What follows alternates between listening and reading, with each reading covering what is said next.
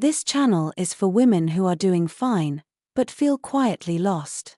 There is a kind of collapse no one notices because it does not look like collapse. It looks like a woman who still gets up in the morning.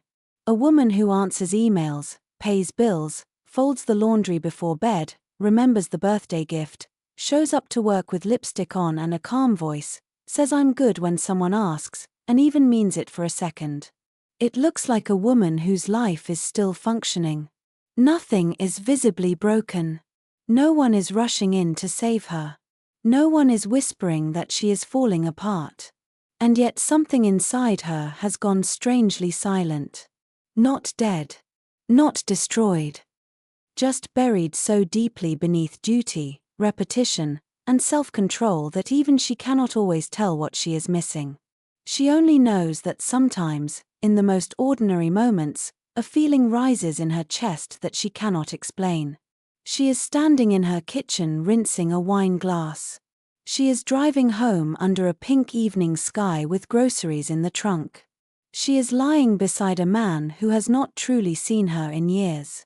She is sitting in a meeting, nodding at the right time, while some hidden part of her seems to be watching from far away, asking one terrifying question. How did I become this woman?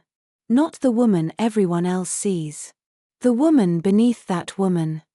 The one who is competent, dependable, and still somehow starving.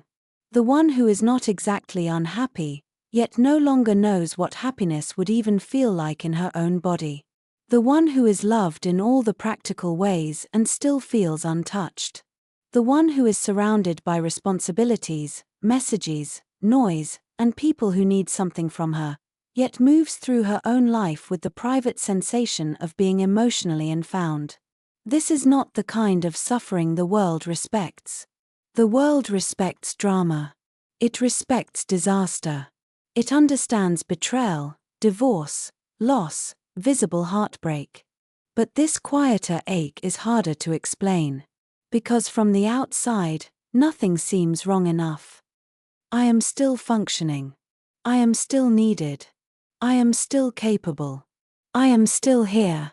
That is what makes it so lonely. Because a woman can endure an astonishing amount of emptiness when her life still appears intact. She can keep going for years this way. She can become exceptional at it, in fact. She can become the woman everyone trusts. The strong one. The composed one. The one who always knows what to do next. The one who carries the mental load, the emotional weather, the social grace, the backup plan, the doctor's appointment, the family tension, the forgotten form, the polite smile, the clean kitchen, the conversation no one else wanted to have. And because she carries it so well, no one asks what it is costing her. No one asks how much of her own softness she had to bury to become this reliable.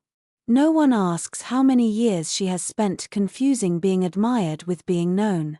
No one asks how often she goes to bed with the strange, unspoken ache of having done everything right and still feeling like she has abandoned something essential. That is the mystery at the center of so many women's lives. Not, why am I failing?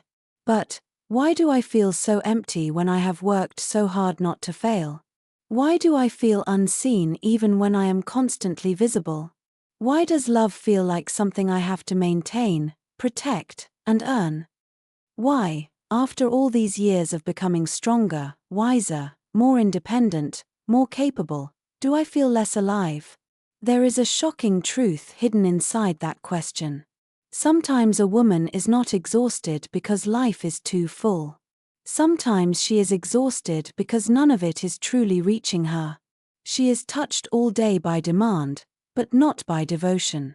She is surrounded by attention, but not the kind that nourishes. She is appreciated, but not deeply met.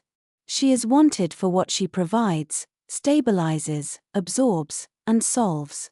But somewhere along the way, she stopped being received. And the female soul can survive on responsibility for a long time. It just cannot bloom there. Maybe that is the sentence no one gave us when we were younger. That competence can build a life, but it cannot warm one. That strength can protect me, but it cannot always soften me. That being needed can fill a calendar, but it cannot always fill a heart. So many women have spent decades becoming impressive because impressive felt safer than tender. Safer than uncertain. Safer than saying, I do not feel loved here. Safer than admitting, I am lonely in ways I do not know how to confess. Safer than asking, if I stop performing strength for everyone around me, will anyone still come close? That is the real fear, isn't it? Not just being alone, but being fully seen without the armor. Without the competence. Without the polished answers. Without the role. Without the performance of fine. Because for many women, fine became more than a word. It became an identity. A discipline. A disguise so practiced it now feels like skin. Fine means I will not make this harder for anyone. Fine means I can carry it. Fine means do not worry about me. Fine means I have learned to turn private sorrow into public functionality. But the body remembers what the mouth refuses to say. It remembers in the tight jaw, the shallow breath, the Sunday dread, the quiet resentment, the numb evenings, the restless scrolling, the glass of wine that became a ritual, the marriage that became logistics, the dating life that feels like auditioning, the success that tastes strangely flat. And every so often, in a moment too still to escape, a woman feels it. The life she built is working. And she is disappearing inside it. If that truth unsettles you, stay with me. Because what I want to explore in this video is not how to become more desirable in some shallow, performative way. I am not here to sell you a brighter mask. I am not here to hand you slogans, polished confidence, or tired advice about becoming that woman. I want to go somewhere quieter and more dangerous than that. I want to ask what happens when a woman has spent so many years surviving beautifully that she can no longer tell the difference between love and labor. I want to ask what happens when being chosen starts to feel like a job. I want to ask what has been stolen from a woman when she looks fine on the outside but feels quietly unseen in the deepest rooms of her own life. And most of all, I want to ask whether this invisible ache is not the end of her story, but the beginning of her return. Before I go further, subscribe to the channel if this kind of conversation speaks to something private in you. Your support helps me keep making these videos, and if you have ever felt this quiet ache yourself, then you already know why these conversations matter. Because the woman I am speaking to is not broken in any obvious way. That is exactly why her pain goes unnamed. She may have a career. She may have children. She may have a marriage that looks stable from the outside. She may be divorced and rebuilding. She may be dating and secretly tired of how often modern love feels like emotional guesswork. She may be independent, intelligent, physically healthy, socially functional, and still haunted by the same invisible question. Why do I always feel like I have to work so hard to be loved? That question does not come from weakness. It comes from history, from adaptation, from years of becoming the woman who could handle things, and perhaps from a deeper wound no one else ever noticed. What if the woman who looks the strongest is not the woman with the least pain, but the woman who became the most skilled at hiding how unloved she has sometimes felt? What if her exhaustion is not random? What if the loneliness she cannot explain is trying to tell her something? What if this quiet emptiness is not failure, not ingratitude, not midlife drama, not some private flaw she should be embarrassed by? What if it is a signal? A signal that some deeper part of her has been waiting a very long time to be found. And what if the life-changing truth is this? The problem was never that she was not enough. The problem is that she has been living too far away from herself to feel it. How women learned to chase without realizing it. I do not think most women begin by chasing love. I think most women begin by learning how to prevent loss. That is a very different thing. Chasing, in its deepest form, is rarely about romance at first. It is not born on a date, or in a marriage, or in the silence after a text message that never comes. It begins much earlier, in places that do not look dramatic enough to be called wounds. It begins in the atmosphere around a girl. In what is praised. In what is punished. In what is welcomed warmly, and what is met with discomfort, impatience, or withdrawal. A girl does not need anyone to sit her down and say, "You must earn love." She learns it by pattern. She learns it by the look on a parent's face when she is too emotional at the wrong time. By how quickly the room relaxes when she says, "It's okay," even when it is not. By how much easier life becomes when she is pleasant, accomplished, low maintenance, intuitive about other people's needs. She learns that some versions of her create harmony, and other versions create tension. Some versions of her are easy to love. Others make people step back. So she adapts. That adaptation is often called maturity. That adaptation is often praised. That adaptation becomes personality. I think of a woman named Claire in Chicago. Not because her story is unusual, but because it is so common it almost disappears into the wallpaper of ordinary American life. Claire was the girl who learned early how to read a room before she entered it. She knew when her mother was tired without being told. She knew when her father needed quiet. She knew how to keep the peace at the dinner table, how to become agreeable when tension thickened, how to achieve just enough to be noticed but not so loudly that anyone would call her difficult. She learned the emotional mathematics of being loved: do not be too much, do not need too much, and become someone people feel good around. That kind of girl often grows into a very competent woman. She knows how to function. She knows how to anticipate. She knows how to smooth. She knows how to sense what is missing before anyone else names it. She may call this intuition, and part of it is. But part of it is also vigilance. A lifelong habit of scanning for instability before it becomes visible.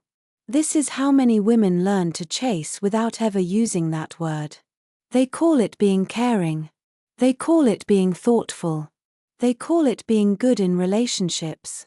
They call it being emotionally intelligent. And often, from the outside, that is exactly what it looks like. It looks like the woman who remembers what everyone likes and dislikes.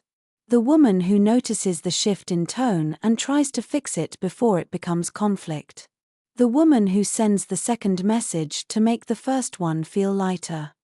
The woman who apologizes first because she can feel distance before anyone else admits it is there.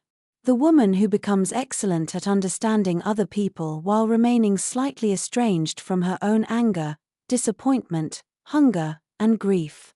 What makes this so difficult to name is that the behavior is often wrapped in virtues: loyalty, patience, generosity, compassion, flexibility.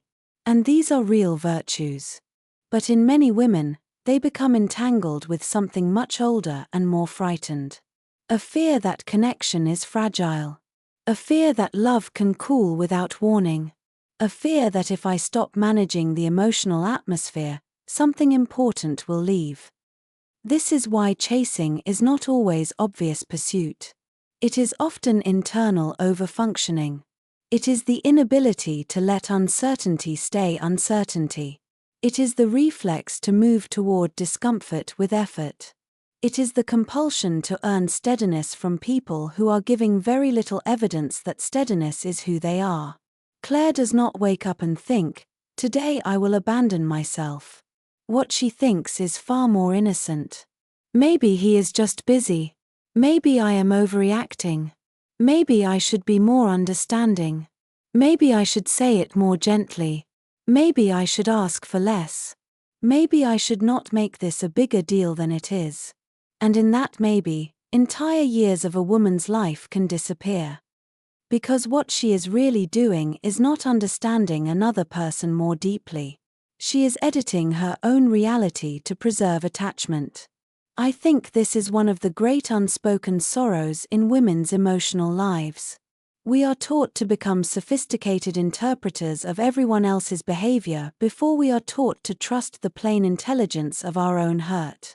We become fluent in nuance, context, trauma, communication styles, emotional availability, childhood wounds, attachment theory. We can explain why someone pulls away, why someone is inconsistent, why someone is avoidant, why someone cannot meet us clearly. We become so psychologically articulate that sometimes we do not realize we are using insight to avoid truth. And the truth is often very simple. This does not feel good. I do not feel safe here. I am doing too much to hold this together. I am trying to win warmth that should not have to be negotiated. But simple truths are hard for women who were trained to survive by complexity. Complexity allowed us to stay. Complexity let us keep hoping. Complexity made self-betrayal look thoughtful instead of heartbreaking. That is why so many women confuse chasing with love. Because the body gets used to a certain emotional rhythm. Effort followed by relief. Anxiety followed by reassurance. Distance followed by renewed closeness. The nervous system starts calling this attachment. It becomes familiar. And what is familiar is often mistaken for what is meaningful. By the time Claire is in her 40s, this pattern no longer shows up only in romance. It is everywhere. In work, she volunteers for more than she has capacity for because being indispensable feels safer than being ordinary. In friendship, she becomes the one who checks in first, plans the dinner, remembers the details, keeps the intimacy alive. In family life, she is the emotional bridge between people who would otherwise drift apart. Her entire identity begins to organize itself around one hidden belief: if I stop tending, things fall apart. That belief is heavy. It turns love into labor. It turns rest into guilt. It turns receiving into something vaguely uncomfortable. And perhaps worst of all, it distances a woman from the possibility of being met without performance. Because if I have spent my whole life being loved for what I stabilize, predict, soothe, and provide, then being loved for simply being can start to feel almost unreal. That is the deeper tragedy. Not only that women learn to chase, but that many of them forget what unforced love is supposed to feel like. They become so adapted to effort that ease makes them suspicious.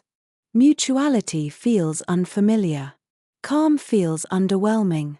A clear, available person can seem less compelling than someone emotionally inconsistent, simply because the inconsistent person activates the old machinery of earning. This is not because women are foolish. It is because conditioning is powerful when it is reinforced for decades. A woman may leave one relationship and repeat the same pattern in another form because the chase was never only about the man. It was about the old arrangement inside her. The arrangement that says love is something I maintain through vigilance, tenderness, endurance, and emotional skill. The arrangement that says my value increases when I can carry more than I should. But there comes a moment when that arrangement starts to crack. A woman gets tired in a new way. Not dramatic. Not performative. Just honest. She realizes she has spent too much of her life leaning forward. Too much of her life sensing, adjusting, proving, explaining, softening, making room, going first, staying open long after openness stopped being mutual. And slowly, painfully, she begins to see it. She was never chasing love itself. She was chasing the moment when love would finally feel safe enough for her to stop. That moment never came because the chase was built on an old misunderstanding. That she had to earn what should have recognized her without all this effort. And once a woman sees that clearly, she cannot entirely return to the innocence she had before. She begins to understand that what looked like devotion was sometimes fear in a more graceful dress. And that realization, however painful, is where something true begins. The difference between effort and chasing. There is a point in a woman's life when she begins to ask a question that sounds simple, but is not simple at all. When am I loving with sincerity, and when am I trying to prevent loss? From the outside, those two things can look almost identical. That is what makes this part so difficult. The same message, the same invitation, the same act of patience, the same willingness to understand, can come from two completely different places inside me. One comes from steadiness. The other comes from fear. One leaves my dignity intact. The other quietly removes me from myself while making it look like grace. I think many women, especially women like Claire in Chicago, were never taught how to tell the difference. Claire knows how to make effort look beautiful. She knows how to phrase things gently. She knows how to choose the thoughtful response instead of the impulsive one. She knows how to host, how to follow up, how to care without making a spectacle of it. She has spent years becoming the kind of woman who does not create unnecessary chaos. The kind of woman who shows up. The kind of woman who can be counted on emotionally. And because of that, she has also had to face a painful truth. Not all effort is clean. Some effort is devotion. Some effort is self-abandonment with good manners. That difference is everything. I do not believe feminine energy means passivity. I do not believe it means sitting still and pretending not to care. I do not believe it means becoming distant, withholding, or emotionally unavailable in order to feel powerful. That is not peace. That is fear in another costume. But I also do not believe every act of reaching is noble simply because it looks mature on the surface. There is an effort that comes from self-possession. It says, I care about this, so I will meet it honestly. I will tell the truth. I will make the call. I will offer warmth. I will show up. I will participate in the life I say I want. That kind of effort is alive. It has dignity. It does not tremble underneath itself. Then there is another kind of effort, and many women know it in their bones before they can name it. It says, I need to keep this from slipping away. I need to say it better, do it better, soften it more, time it right, become easier to receive, ask for less, give a little more. Maybe then I can keep the connection warm enough to survive. That is not effort. That is chasing. And the reason it is so painful is because chasing often disguises itself as virtue. It borrows the language of patience, maturity, understanding, generosity. It makes a woman feel morally superior to her own instincts. It tells her that staying a little longer is wisdom. That over-explaining is communication. That swallowing disappointment is emotional regulation. That carrying the emotional weight of two people is simply what love requires. But deep down, the body knows the difference. Real effort does not make me feel frantic after I give it. Real effort does not make me stare at the phone as if it now holds a verdict on my value. Real effort does not leave me replaying my words, managing someone else's silence, or trying to undo my own honesty because the response felt thinner than I hoped. Real effort may involve vulnerability, yes. It may involve risk. It may involve tenderness and uncertainty. But it does not require me to leave my own center. Chasing always does. This is where the distinction becomes almost painfully intimate. Because a woman can do the exact same thing in two different states of being and create two completely different realities within herself. If Claire sends a message that says, I would love to see you this week, that can be a beautiful act of grounded openness. It can be clear, warm, self-respecting. If the answer comes back sincere and reciprocal, something real can begin to grow.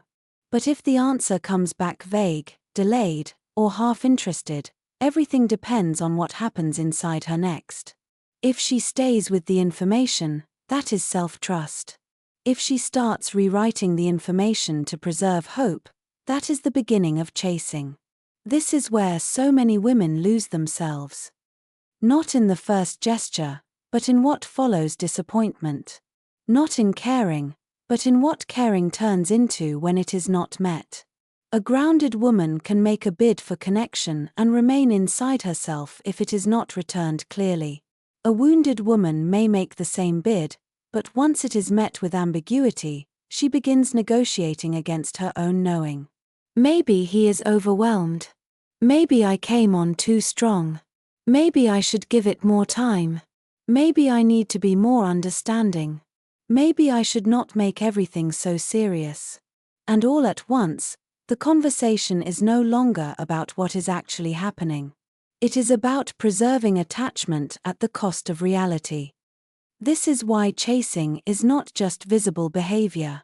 It is an inner atmosphere. A tightening. A leaning forward of the soul. A subtle internal panic that says, do something, fix something, secure something, before this turns into loss. I think women like Claire were conditioned to admire this state because it feels responsible. It feels active. It feels less helpless than simply seeing the truth. But in many cases, chasing is not strength. It is the inability to tolerate what reality is already showing me.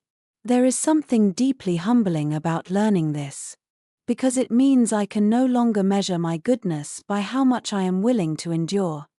I can no longer call myself evolved simply because I know how to stay calm while being slowly deprived. I can no longer assume that because my intentions are pure, my behavior is rooted. Sometimes what I call effort is actually a refusal to grieve. A refusal to let something be disappointing. A refusal to admit that someone is giving me less than I keep trying to turn it into. And this is especially hard for women who have spent years becoming emotionally intelligent. Women who can understand everyone. Women who know how to hold complexity. Women who can locate the wound beneath another person's distance.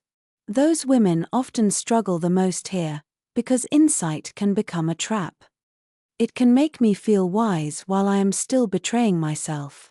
I can understand why someone is inconsistent and still refuse to build a relationship with inconsistency. I can empathize with someone's history and still recognize that their history is not nourishing me. I can care deeply and still stop reaching when I realize I am the only one creating movement. That is where effort ends and chasing begins. The ending is not dramatic. It is not always a slammed door or a final speech. Sometimes it is just this quiet shift inside me. I will not use my tenderness to manufacture mutuality. I will not keep investing in potential when the present is asking me to lie to myself. I will not keep confusing emotional labor with love. There is a grief in that realization because many women were raised to believe that good things require hard work, and they unconsciously apply that principle to intimacy. Work harder. Stay open. Be patient. Improve the communication. Show more understanding. And yes, mature love does require effort. Real love asks for presence, repair, courage, honesty, and consistency over time. But mature love is also mutual. If all the energy is moving in one direction, I am not building intimacy. I am managing instability. Claire begins to understand this not in theory, but in the body. She notices the difference between the effort that leaves her feeling more like herself and the effort that leaves her restless, over-aware, slightly hollow. She notices the difference between desire and desperation. Between honesty and overexposure. Between reaching and pleading. Between a moment of vulnerability and a pattern of self-erasure. This is not a glamorous kind of awakening. It does not make a woman instantly serene. It does not save her from longing. It simply makes her more honest. And honesty changes the entire field. Because once I know the difference between effort and chasing, I can no longer romanticize the pain of overextending. I can no longer call anxiety devotion. I can no longer turn one-sided labor into a love story and expect my body not to protest. I begin to understand that effort offered from wholeness has a certain quietness to it. It moves, but it does not grasp. It reveals, but it does not beg. It opens, but it does not collapse if the door remains closed. That is the difference. And for a woman who has spent most of her life confusing love with labor, that difference can feel like the beginning of freedom. Why feminine energy feels so elusive in modern life. What makes feminine energy feel so elusive is not that women have lost it. It is that modern life rewards almost everything except the conditions in which it can be felt. That is a painful distinction, because many women blame themselves for a disappearance that is not really disappearance at all. They say, "I do not feel soft anymore. I do not feel connected to myself. I do not know how to slow down. I do not know why tenderness feels so far away." And beneath those sentences is often a quiet self-accusation, as though some essential part of them has failed to survive adulthood. But I do not think that is the truth. I think many women did not lose their feminine energy. I think they learned to survive in environments that made it inconvenient, inefficient, or even unsafe to remain closely connected to it. A woman like Claire in Chicago does not wake up one day and decide to become hard. Life teaches her in increments. Work rewards speed. Marriage rewards functionality. Motherhood rewards endurance. Family systems reward the one who can stay calm, solve problems, keep things moving, absorb discomfort without collapsing, and do what needs to be done even when no one else is paying close attention. Society praises this woman. It calls her grounded, capable, inspiring, resilient. And she may be all of those things. But praise can hide damage. Because the very traits that help a woman become competent in the modern world can slowly train her away from her own inner rhythm. She becomes fluent in planning, deciding, anticipating, organizing, producing, fixing. She becomes the woman who can hold the meeting together, hold the home together, hold the family narrative together, hold herself together. She learns how to move through exhaustion without naming it too often. She learns how to remain pleasant while overwhelmed. She learns how to keep her tenderness contained enough that it does not interfere with output. And after enough years, she may begin to feel a strange distance from herself that she cannot explain. Not because she has become cold, but because she has become overdeveloped in one direction. This is what modern life does to so many women. It overrewards the masculine capacities of the psyche: structure, action, decisiveness, control, visible competence, measurable results. Again, these are not bad qualities. A woman needs them. They help her leave harmful situations, build a livelihood, protect her children, recover after divorce, create stability, and survive reality. The problem begins when these qualities become not part of her inner balance, but the entire architecture of her existence. Then life starts to narrow. A woman may still appear impressive on the outside, but inwardly she begins to live in a state of chronic overfunctioning. Her days become crowded with response. Her worth becomes subtly linked to usefulness. Rest starts to feel undeserved unless she is close to depletion. Receptivity starts to feel vague, indulgent, impractical. Softness becomes something she can visit for an hour on vacation, not something she trusts as a way of being. That is why feminine energy begins to feel elusive. Not because it is gone, but because the nervous system has been trained to believe that tension is normal and openness is risky. I think this is especially true for women in the middle of life, because by then the layers have accumulated. Claire is not only managing her own career. She may be carrying concern for aging parents, unresolved fatigue inside a long marriage, the emotional weather of children or teenagers, the pressure to stay healthy, the pressure to stay relevant, the pressure to remain composed while her inner life is changing in ways no one else can fully see. Even if she is single, divorced, or living alone, the pressure does not disappear. It simply changes form.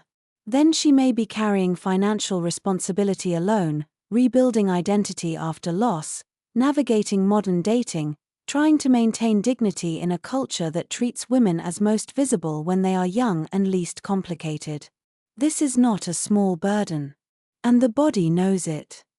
That is why I do not like shallow conversations about feminine energy. Too often they talk as if the only problem is mindset, as if a woman has simply forgotten how to wear softer colors, speak more slowly, or receive better. But feminine energy cannot return through performance if the body still lives under constant command. A woman can light candles, buy the silk robe, practice the voice, learn the rituals, and still remain inwardly armored. Because armor is not removed by aesthetics. It is removed by safety. And safety is rare in a life built entirely around obligation. That is why so many women feel confused. They think they want to feel more feminine, but what they are actually longing for is a form of inner spaciousness they have not had in years. They want to stop feeling rushed inside their own lives. They want to stop experiencing every day as a sequence of demands. They want to stop being the emotional infrastructure no one notices until it collapses. They want to stop measuring their worth by how much they can carry without complaint. The tragedy is that our culture does not usually recognize this as deprivation. It treats female depletion as normal. It even romanticizes it. The overextended mother. The endlessly adaptable wife. The high-achieving woman who gives 110% at work and still somehow keeps the house functioning.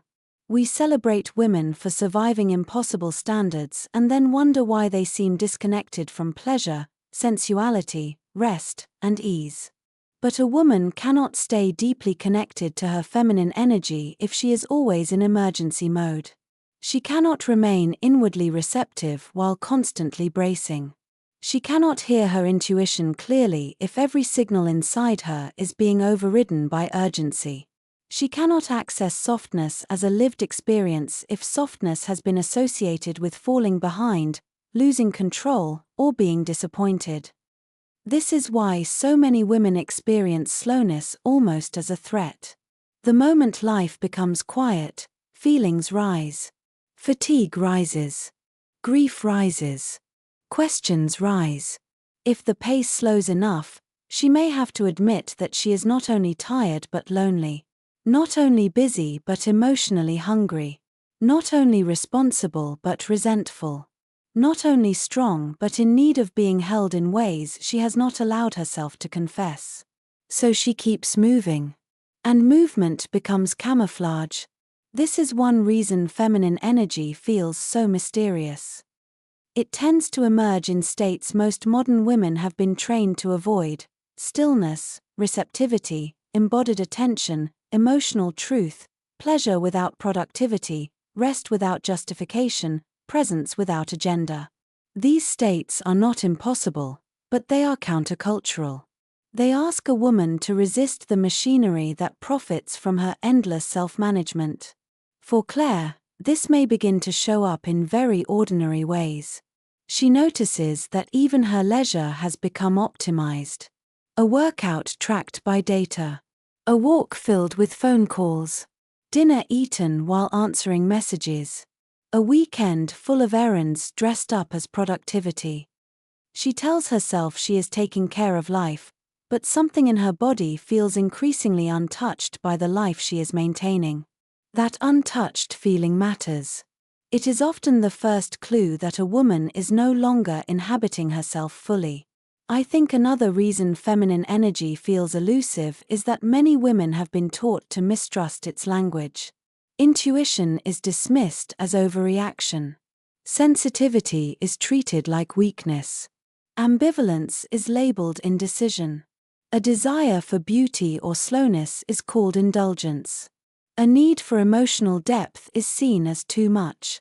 So women become more fluent in the language of practicality than the language of the soul. They learn how to explain, justify, achieve, and perform. But they lose regular contact with the subtler signals that say, this nourishes me, this depletes me, this is beautiful, this is false, this is enough, this is not. Without that language, feminine energy starts to feel abstract. Not because it is abstract. Because the woman has not been given permission to treat her inner experience as real data. This is why returning to feminine energy is not about becoming less powerful. It is about becoming less divided. Less split between the self who functions and the self who feels. Less split between the woman who performs stability and the woman who aches for aliveness. Less split between action and receptivity, strength and tenderness, discernment and softness. The answer is not to reject modern life entirely. It is to stop letting modern life define the whole shape of my nervous system. To stop allowing usefulness to be the highest measure of my existence. To stop confusing exhaustion with maturity. To stop making a home inside constant self-control. Feminine energy begins to return when a woman realizes that her deepest depletion is not a personal failure. It is often the natural consequence of living too long in conditions that reward her labor more than her humanity. And once she sees that clearly, something in her starts to change. Not all at once. Not dramatically. But honestly. She begins to understand that what she has been missing is not some idealized version of softness. It is her own inner permission to stop living as if her soul must always come second to survival. What feminine energy actually is. The hardest part about talking about feminine energy is that most people begin with the wrong image. They imagine something decorative.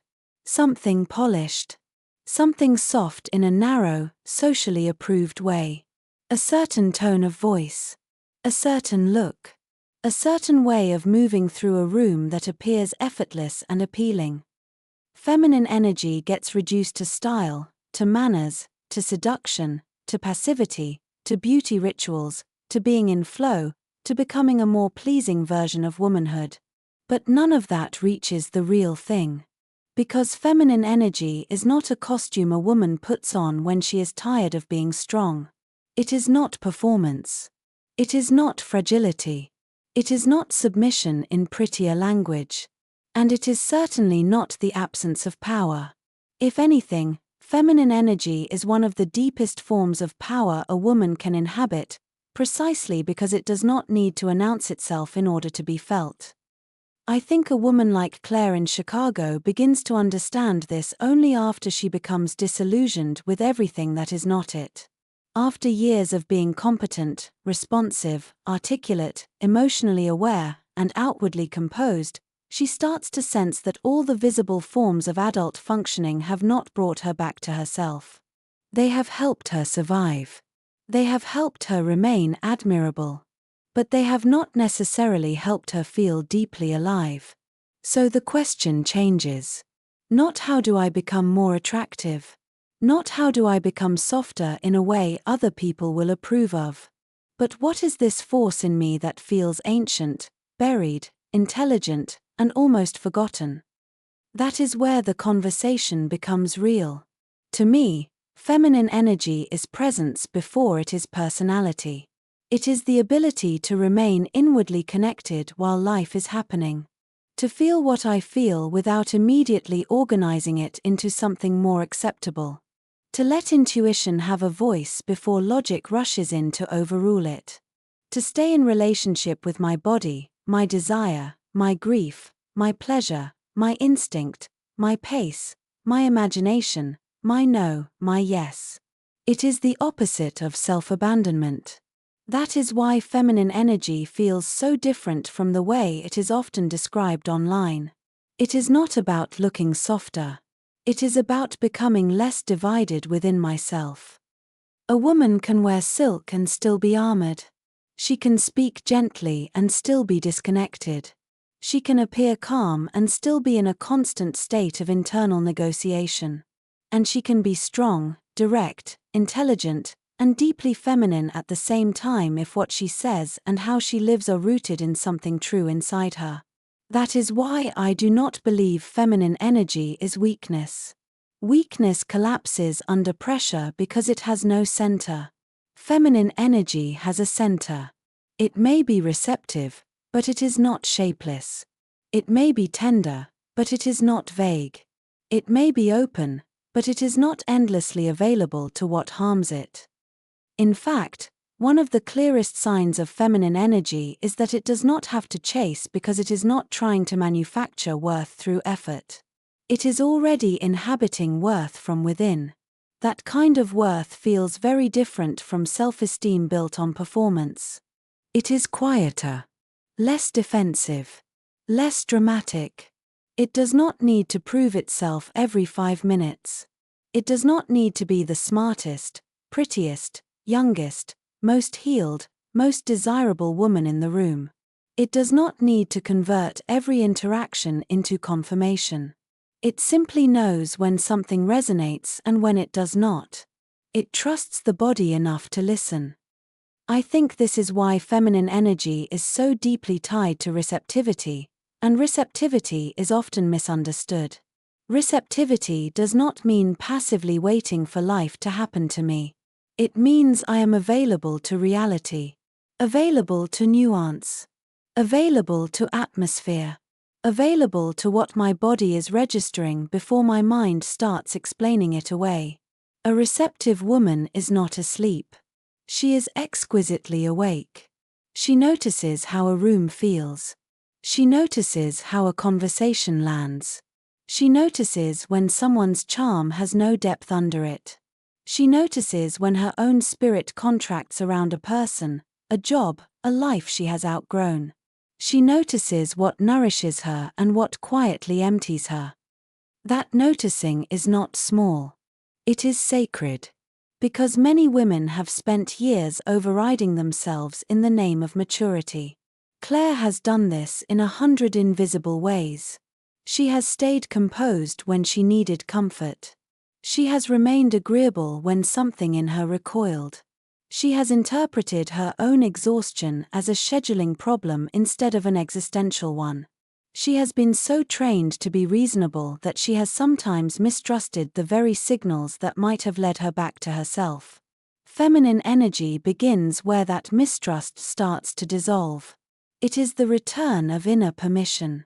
Permission to feel before I explain. Permission to pause before I respond. Permission to let beauty matter. Permission to let longing tell the truth. Permission to say this is not enough for me without turning it into a courtroom argument. Permission to stop treating my intuition like an inconvenience. That is why feminine energy has a kind of gravity to it. People feel it because a woman living from that place is no longer scattered across 10 different performances of herself. She is gathered. There is less leakage, less striving, less unconscious reaching. She may still be warm, generous, expressive, sensual, playful. But none of it feels like bait. It feels like the natural atmosphere of a woman who is inhabiting her own life. And that, to me, is where magnetism actually comes from. Not from trying to attract, but from no longer living in contradiction with myself. I think of feminine energy as something almost elemental. Not in a mystical, exaggerated way, but in the way rain is rain and tide is tide. It has rhythm. It has depth. It has mystery not because it is hiding, but because it cannot be fully flattened into explanation. It belongs to the part of a woman that does not thrive under constant force. The part that unfolds in trust, in embodiment, in emotional truth, in creativity, in pleasure, in quiet, in clear boundaries, in a life with enough space to feel. This is why feminine energy is also inseparable from discernment. A woman rooted in herself does not become easier to manipulate. She becomes harder to confuse. She may still love deeply, but she is less willing to call anxiety chemistry, less willing to call inconsistency complexity, less willing to call depletion devotion. She stops offering herself where she is only being sampled. She stops forcing warmth into places that cannot hold it. That refusal is not hardness. It is self-honoring. And self-honoring is one of the most feminine things I know. Because the real feminine is not a performance of sweetness. It is an honest relationship with life. It is the capacity to remain open without surrendering discernment. To remain soft without becoming self-erasing. To remain intuitive without becoming ungrounded. To remain sensual without becoming performative. To remain loving without turning love into labor. This kind of femininity is not always convenient for other people. That matters. People often prefer the woman who is easy to access, easy to manage, easy to interpret, easy to take from. But feminine energy in its mature form is not endlessly convenient. It has standards. It has timing. It has self-respect. It has a pulse that belongs to the woman herself, not to the demands around her. Claire begins to understand that what she has been seeking is not softness as an aesthetic, but coherence as a way of being. She wants her inner world and outer life to stop feeling like separate countries. She wants her body, her intuition, her mind, her desire, and her standards to speak to one another again. She wants to stop living in emotional overtranslation and start living in something simpler, truer, more inhabitable. That is feminine energy. Not a role. Not an act. Not a reward for becoming more appealing. But the full, grounded presence of a woman who no longer needs to abandon herself in order to stay connected. And once a woman feels that, even briefly, she begins to understand why chasing was never the path back to love. Because what she was really searching for was not approval. It was her own undivided presence. The woman in the room no one can ignore. There is always one woman in the room who unsettles the whole idea of what attention is supposed to look like. She is rarely the loudest. She is not always the youngest, or the trendiest, or the one making the room laugh on command. She may not be surrounded by people. She may not even be trying to be memorable. And yet, somehow, the room shifts around her. Not dramatically. Not in a way that can be easily named. But enough that people feel it. I think Claire begins to notice this only after she has spent enough years around performance to become tired of it. She has attended enough dinners, work events, fundraisers, birthdays, gallery openings, and carefully lit gatherings in Chicago to understand how much of adult social life is choreography. People are not only talking. They are positioning. They are signaling. They are revealing just enough. They are managing impressions, trying not to look insecure, trying not to disappear, trying to seem effortless while working hard to be perceived in a certain way. And women, especially, have been taught to participate in this theater with grace. Be warm, but not overeager. Be attractive, but not obvious about it. Be accomplished, but not threatening. Be interesting, but easy to digest.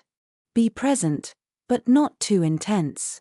Be confident, but never heavy. Be beautiful, but make it seem unintentional. By the time a woman reaches midlife, she may be so skilled at these calculations that she no longer realizes how exhausting they are. She may think social fatigue comes from age, from introversion, from hormones, from being busy. But sometimes the deeper fatigue comes from something else.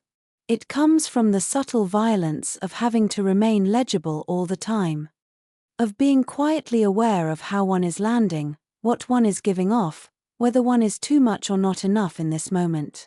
That is why the woman in the room no one can ignore is so arresting. She is not performing that calculation in the same way.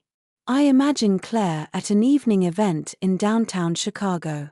A restored old building, tall windows, gold light, glasses clinking, conversations moving in polished circles. Everyone looks finished, refined, socially fluent. There are women who know how to tell a story in exactly the right rhythm, women who have perfected the art of polished wit, women who radiate competence so brightly it almost becomes a shield. There is nothing wrong with any of them. In many ways, Claire recognizes herself in them. She has been one of them. Then she notices another woman.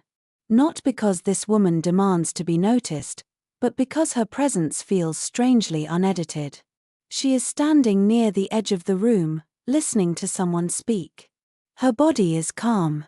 Her face is not fixed into a social smile when she is not actually smiling. She is not scanning over the speaker's shoulder for someone more useful or more important.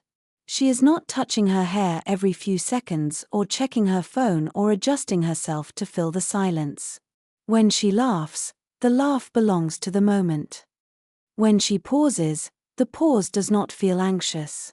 When she speaks, she is not speaking into the room like someone trying to secure her place in it. And because of that, people begin to drift toward her. Not all at once. Not in an obvious way. But steadily. Someone finishes one conversation and moves in her direction. Then someone else. Then a man who has been moving too quickly all evening slows down when he speaks to her. Then another woman, bright and socially polished, seems to soften in her presence. Why does this happen? Not because mystery is seductive in some manipulative sense. Not because stillness is automatically glamorous. But because presence is now so rare that when it appears, it feels almost holy. Most people do not know how deeply starved they are for presence until they encounter someone who is actually there.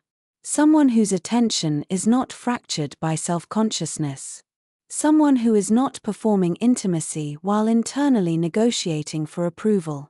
Someone whose energy does not crowd the room with need, even if she has needs. Someone who is not asking, in each moment, "Am I enough here?"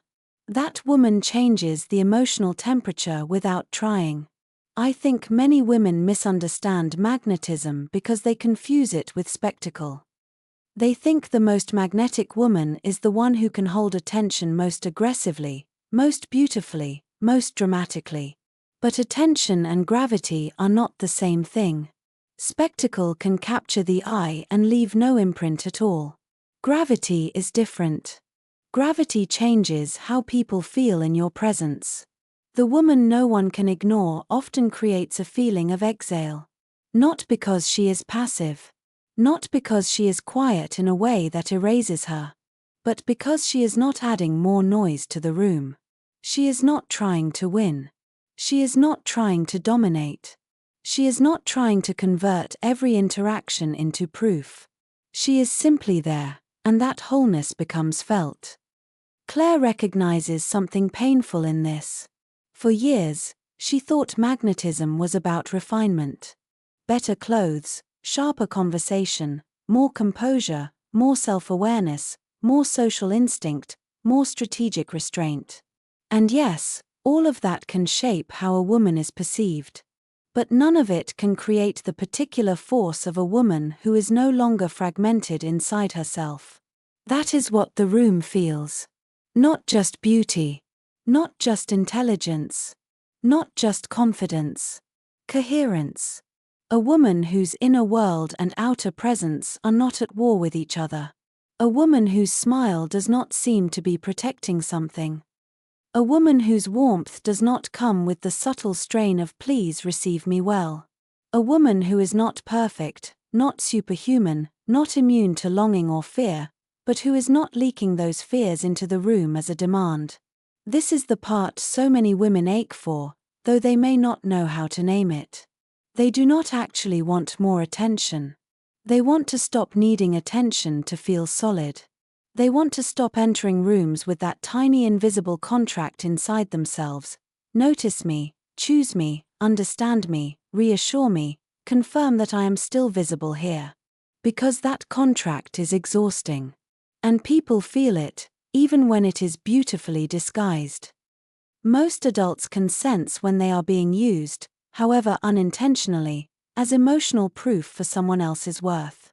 They may not think about it in those exact words, but they feel the pressure. The woman who is trying too hard to charm, impress, soothe, entertain, or remain endlessly agreeable often creates an atmosphere of effort. It may be pleasant. It may even be admired. But effort has heat in it.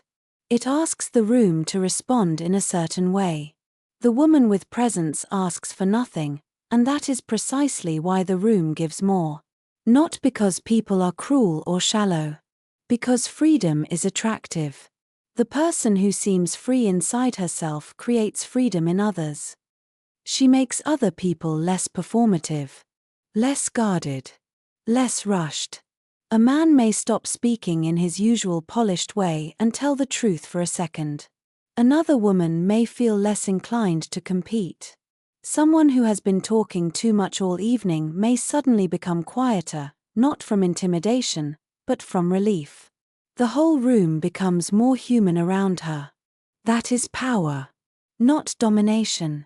Not control. Not seduction. The power to make people feel more real. Claire watches this and realizes that the women who leave the deepest impression are often not the women who master attention, but the women who do not seem owned by it. They do not tighten when focus leaves them. They do not brighten artificially when someone important arrives. They do not collapse inward if no one is watching for a moment. Their existence in the room is not dependent on constant reinforcement. That kind of self-possession cannot be manufactured overnight. It does not come from memorizing the right body language or learning how to be mysterious. It comes from a woman being so deeply rooted in her own presence that she no longer needs the room to complete her. The room may respond to her, and often it does, but she is not built from that response. This is why the woman in the room no one can ignore is not simply socially skilled. She is emotionally anchored.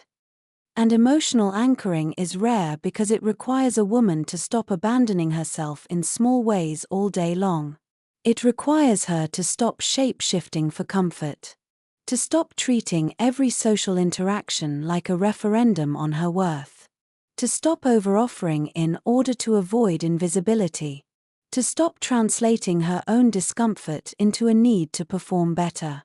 There is also something deeply moving about the fact that this kind of magnetism often becomes stronger with age, not weaker. A younger woman may attract attention more easily by the rules of culture. But the woman who has lived, grieved, lost illusions, survived disappointment, stopped chasing, and returned to herself carries a different force. She may not glitter in the same way. She does not need to. There is depth in her now. Texture. Discernment. A quietness that has been earned.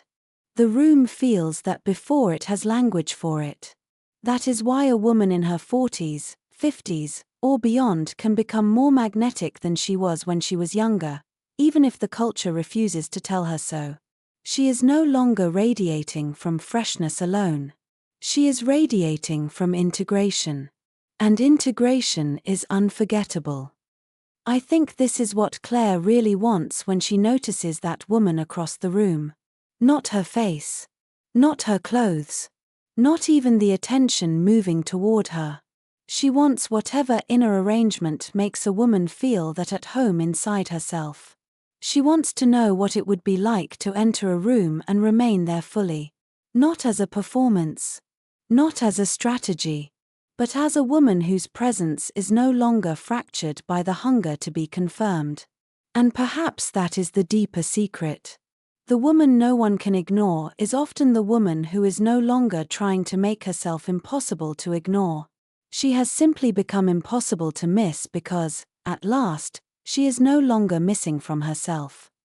The hidden wounds beneath the need to be chosen. The need to be chosen rarely begins in the moment a woman meets someone who cannot love her well.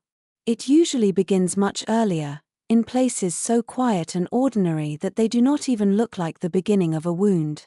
That is what makes this part so difficult to face. If the wound were dramatic, obvious, cinematic, a woman might recognize it more easily. She might point to a betrayal, a cruel parent, a devastating abandonment, and say, there, that is where it started. But for many women, the deeper injuries are more subtle than that. They live in tone. In absence. In what was not mirrored. In what was never spoken aloud. In the way love could be felt, but not always trusted. In the way a girl learned, little by little, that being fully herself did not always guarantee warmth. A woman like Claire in Chicago may have grown up in a home that looked perfectly fine from the outside. No chaos dramatic enough to name. No story people would gather around with immediate sympathy. There may have been dinner on the table, holiday photos, school achievements, ordinary family routines. But emotional deprivation often hides inside ordinary life. A parent who is loving, but distracted. A father who provides, but is hard to reach. A mother who means well, but is consumed by her own burdens. Praise that comes most easily when the girl is pleasant, composed, helpful, high-achieving, undemanding. Silence or discomfort when she is too sensitive, too intense, too hurt, too inconveniently human. That kind of childhood does not always create visible damage. Sometimes it creates a highly functioning woman. A woman who knows how to regulate herself quickly. A woman who knows how to sense what others need before they ask. A woman who knows how to become easier to love than she is to understand. This is where the hidden wound begins to take shape. Not as a conscious belief at first, but as a bodily impression. Love is safest when I do not burden it. Connection is strongest when I make myself manageable. If someone pulls away, I should become more skillful, more patient, more desirable, more forgiving, more emotionally intelligent. A wound like that does not disappear simply because a woman grows older. It becomes more sophisticated. It puts on better clothes. It learns refined language. It becomes difficult to distinguish from maturity, loyalty, compassion, or depth. But underneath, there is often still a young part of the self asking the same old question. What do I need to do so you won't leave? That question can shape an entire emotional life. It can make a woman overvalue being chosen and undervalue being nourished. It can make her tolerate ambiguity because ambiguity feels familiar. It can make her mistake anxiety for chemistry, unpredictability for depth, longing for love.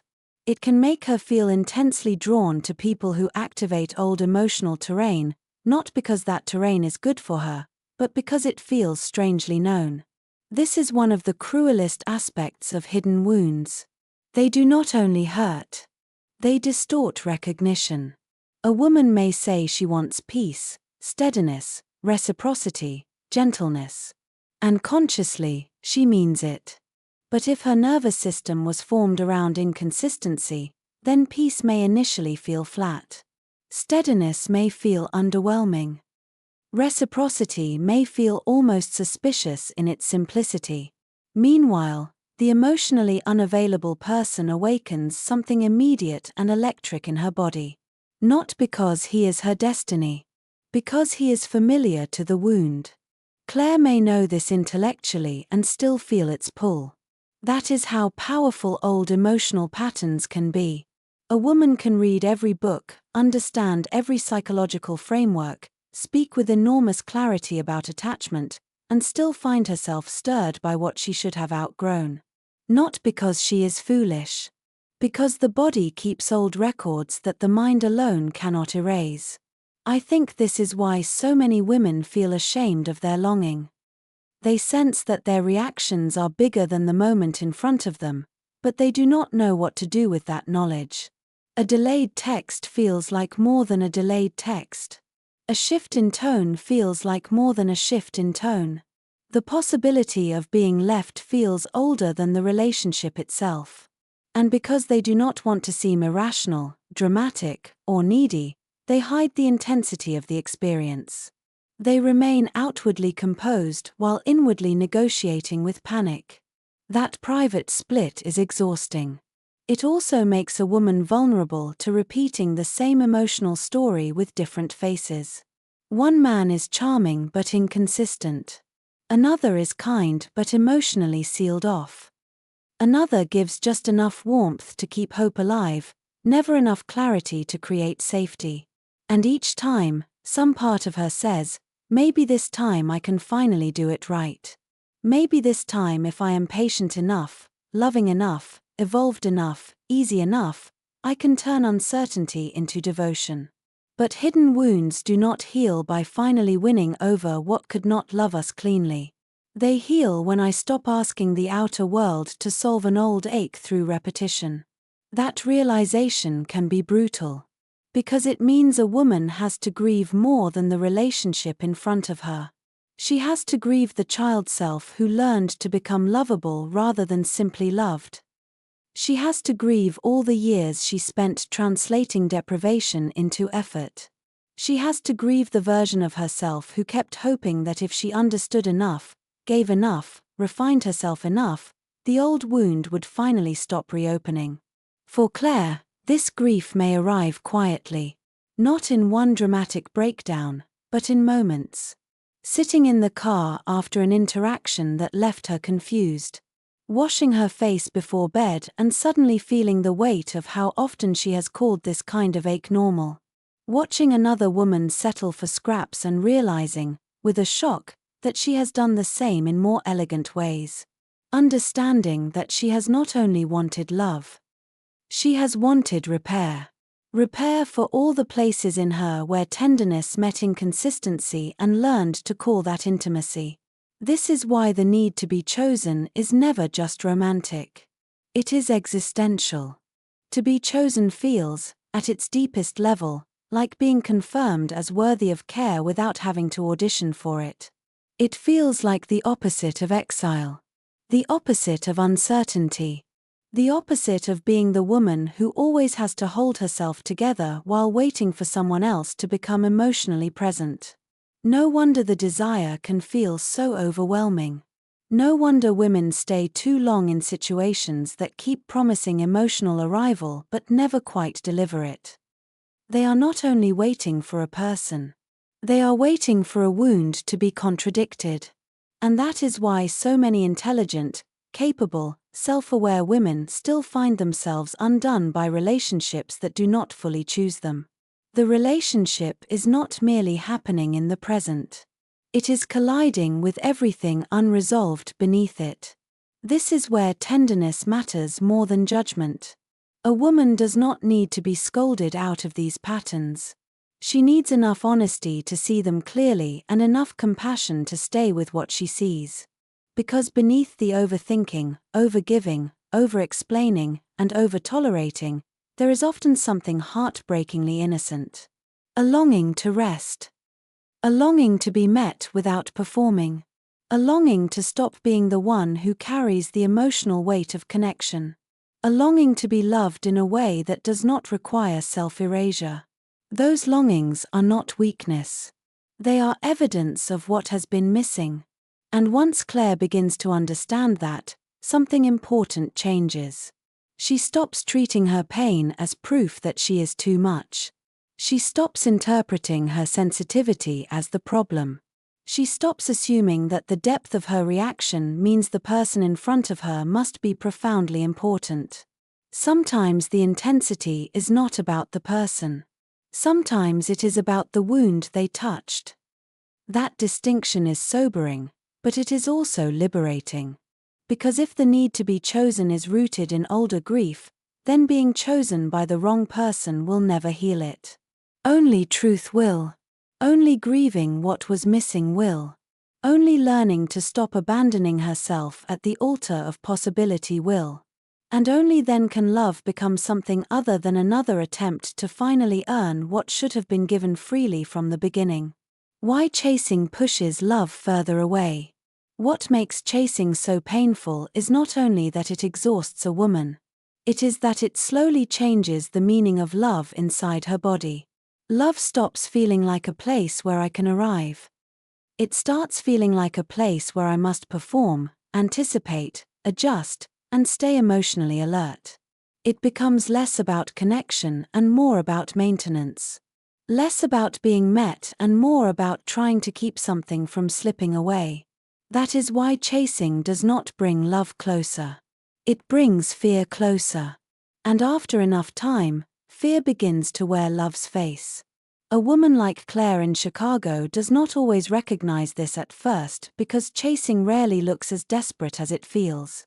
On the outside, it may look graceful. It may look patient, generous, emotionally intelligent, even dignified. She is not necessarily pleading. She is not necessarily humiliating herself in obvious ways. She may simply be giving the relationship a little more room, a little more softness, a little more time. She may be trying to stay open, trying not to overreact, trying to be fair, trying to love in a mature way. But beneath all of that, something else may be happening. She may be abandoning the plain truth of what her body already knows. She may be standing in confusion and calling it complexity. She may be receiving inconsistency and trying to translate it into possibility. She may be feeling the sharp ache of misalignment and telling herself she just needs to be calmer, wiser, less demanding, less affected. This is where chasing begins to push love further away. Not only because another person may feel the pressure of it, though often they do, but because the woman herself begins to move farther away from the only place real love can grow, which is truth. Chasing is what happens when I become more devoted to preserving connection than to honoring reality. And reality is often much simpler than the stories I tell to avoid grief. He is not confused. He is unavailable. This is not bad timing. This is inconsistency. This is not depth. This is distance. This is not a slow unfolding. This is my nervous system trying to turn uncertainty into intimacy. The reason many women keep chasing is that chasing creates the illusion of agency. If I am still trying, still reaching, still adjusting, then maybe the ending is not real yet. Maybe the disappointment is not final. Maybe I can still influence the outcome if I say it more gently, pull back more elegantly, become more understanding, remain softer, more patient, less needy, more self-contained. This illusion is seductive because grief feels heavier than effort. Effort gives me something to do. Grief asks me to stop. That is why chasing is so often a strategy for postponing sorrow. As long as I am still trying, I do not have to fully face what is not being given. I do not have to face the possibility that the thing I long for is not actually here. I do not have to feel the collapse of fantasy. I do not have to sit in the humiliating tenderness of wanting more than another person is willing or able to offer. So I keep moving. I send one more message. I explain one more time. I make room for one more inconsistency. I offer one more chance. I remain available one more month, one more season, one more year. And all the while, the center of my life begins to shift away from me and toward the management of someone else's absence. This is the hidden violence of chasing. It does not only fail to create love, it reorganizes a woman's interior world around lack. Her peace starts to depend on response. Her emotional weather depends on whether someone is warm, present, clear, attentive, reassuring. Her sense of value rises and falls with signals she cannot control. That is not intimacy. That is captivity with beautiful language wrapped around it. And people feel that captivity, even when it is not spoken aloud. I do not mean that every man consciously thinks, she is chasing me, and now I am turned off. Human dynamics are more subtle than that. But most people can feel when the space between two people has become burdened with too much unspoken need. They can feel when a connection is no longer allowed to unfold naturally because one person is trying to extract certainty from it. They may not know how to name the pressure, but they register it. And pressure rarely deepens tenderness. It creates resistance, or distance, or vagueness, or the strange flattening that happens when one person can no longer breathe naturally inside the dynamic. This is part of why chasing repels love. Not because a woman cares too much, but because care mixed with fear changes the atmosphere. It makes the relationship carry more than it can hold. It asks the other person, often unconsciously, to become the regulator of her inner safety. It asks the connection to prove her worth, calm her wound, resolve her uncertainty, end her old loneliness. No relationship can do that cleanly. And when a woman tries to make it do so, love starts bending under the weight. I think Claire knows this feeling more intimately than she wants to admit. She knows what it is to begin in openness and slowly become strategic. She knows the shift from honest desire to emotional calculation. At first, she is simply herself. She laughs easily. She speaks directly. She leaves dinner feeling warm instead of analytical. But then the rhythm changes. A text takes longer. A plan feels less certain. A subtle coolness enters.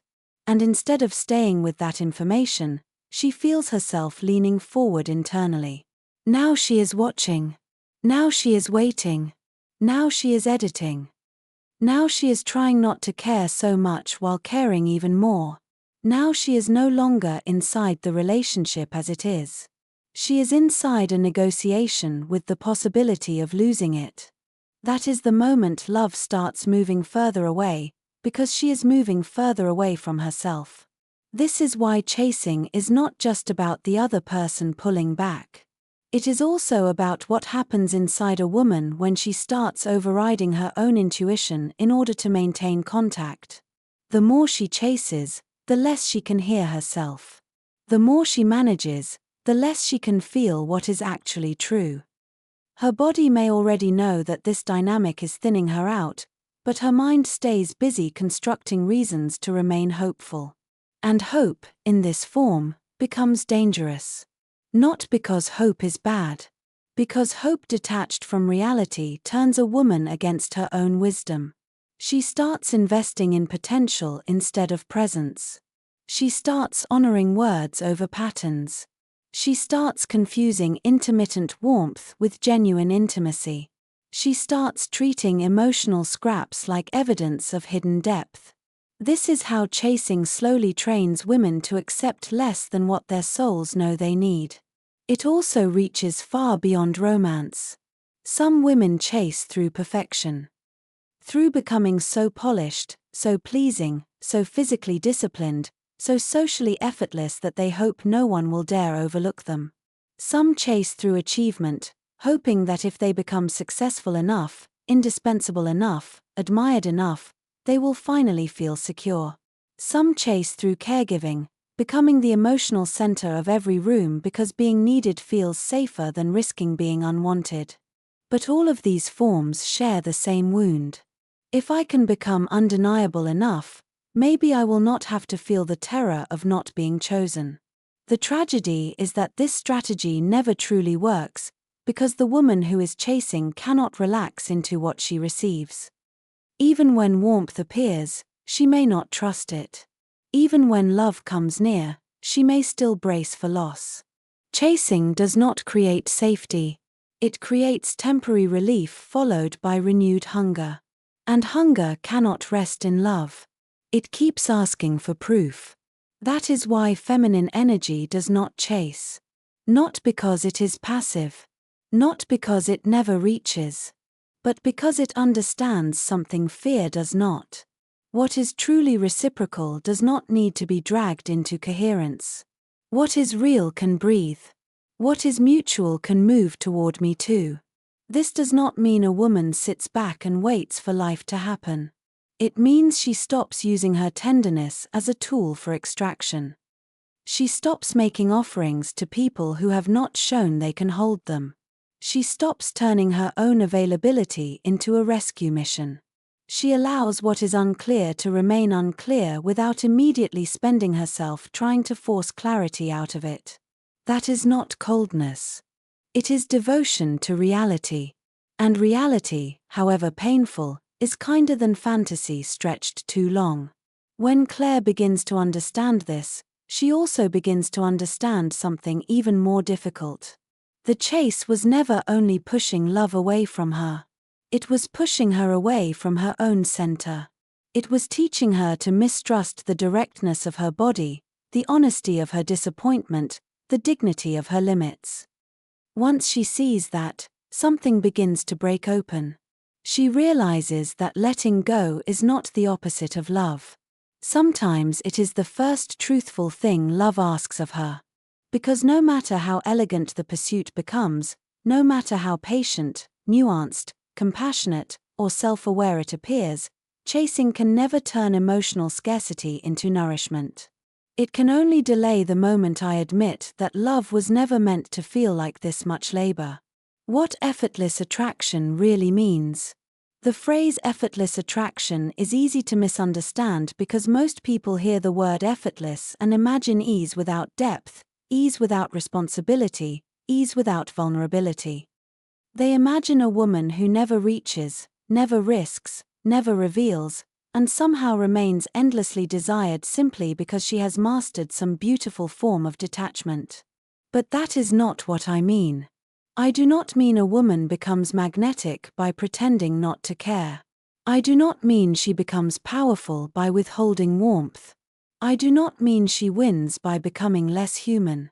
What I mean is much quieter, much harder, and much more honest than that. Effortless attraction begins when I stop forcing life to answer the wounds I have not yet learned to face. It begins when I am no longer trying to turn love into proof. Proof that I matter. Proof that I am still desirable. Proof that I have not become too much, too old, too difficult, too emotionally deep, too complicated to be chosen fully. As long as love is carrying that burden, it cannot arrive cleanly. It comes already distorted by fear. Even tenderness starts to feel heavy because it is being asked to do more than tenderness was ever meant to do. It is being asked to settle identity, erase old pain, and reassure the frightened parts of me that I am safe in the world. Effortless attraction does not mean I no longer want love. It means love is no longer being asked to perform a miracle it cannot sustain. I think this is the shift Claire in Chicago begins to feel after enough years of confusing longing with meaning. She reaches a point where she is no longer impressed by the old emotional dramas, even when part of her still responds to them. She has seen what happens when she invests too quickly in possibility. She has seen what happens when she mistakes chemistry for coherence, intensity for sincerity, ambiguity for depth. She has seen the private cost of becoming hyper-attuned to every signal, every pause, every slight change in warmth. And somewhere inside her, something begins to mature. Not harden. Mature. That maturity changes the whole field of attraction. She no longer asks first, do they want me? She begins to ask, what happens to me in their presence? Do I feel more at ease, or more vigilant? Do I feel more honest, or more performative? Do I feel more inside my body, or more in my head? Do I feel opened, or activated? Do I leave the interaction feeling nourished, or slightly diminished and hungry for more reassurance? These are not small questions. They change the center of gravity. A woman who lives from them is no longer approaching connection from pure appetite. She is approaching from discernment. And discernment is one of the deepest sources of effortless attraction because it means I am no longer available for everything that flatters me. I am available for what resonates, what steadies, what deepens, what feels real in the nervous system and not only exciting in the imagination. That is why effortless attraction is inseparable from self-respect. Not self-respect in the polished, performative sense. Not a curated form of high standards meant to impress the world.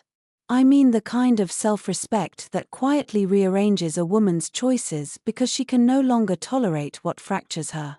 The kind that says, I cannot keep overriding my body just because my mind is fascinated. I cannot keep calling depletion a love story. I cannot keep handing my energy to what gives me only fragments and hoping my loyalty will turn those fragments into something whole.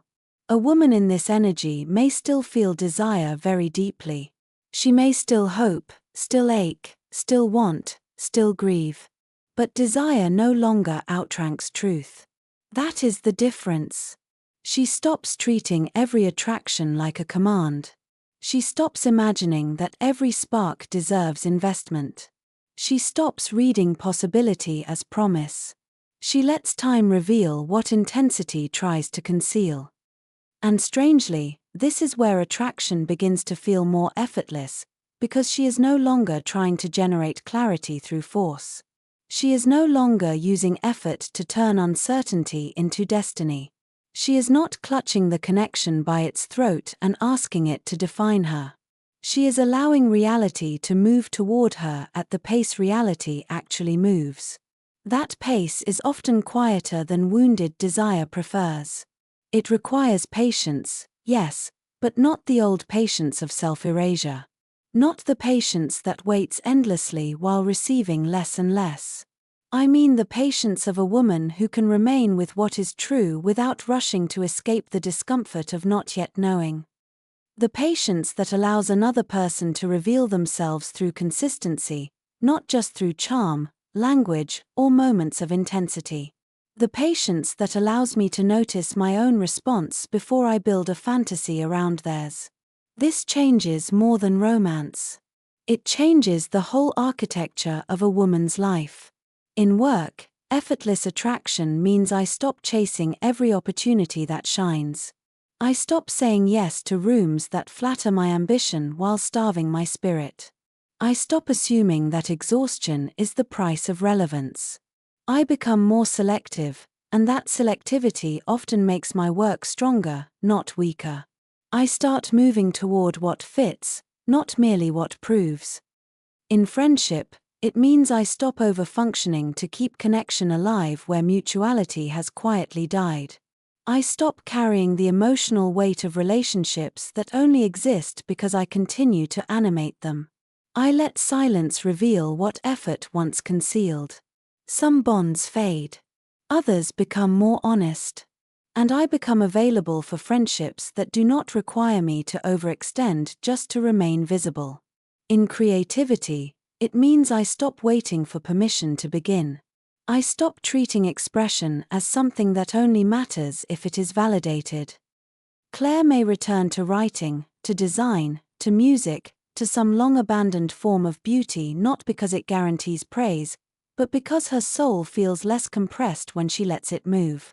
Attraction, here, becomes less about being chosen by the world and more about becoming available to what is trying to come through me. This is the part many women overlook.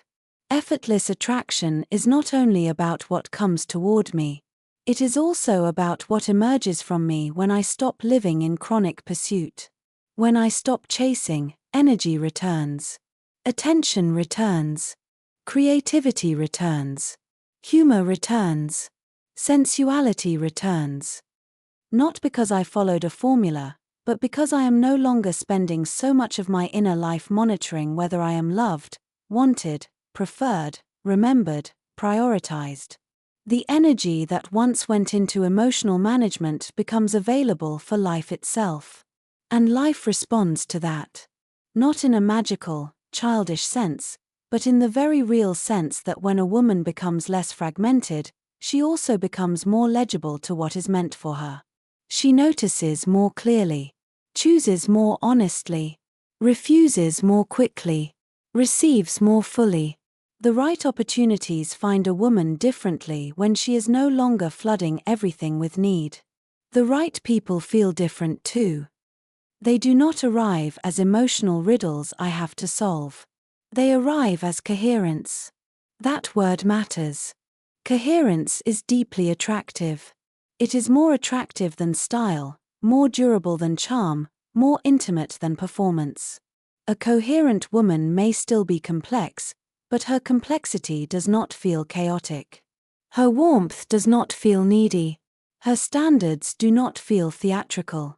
Her softness does not feel like self-betrayal. Her ambition does not feel like hunger for permission. Something in her has begun to belong to itself. That belonging is what effortless attraction really is. Not a trick. Not a posture. Not an aesthetic. A woman who has stopped treating external response as the architect of her worth. A woman who can still reach, still love, still hope, still desire, but whose center no longer leaves with every uncertain signal. A woman who no longer needs to collapse into fantasy because she can stay rooted in the present.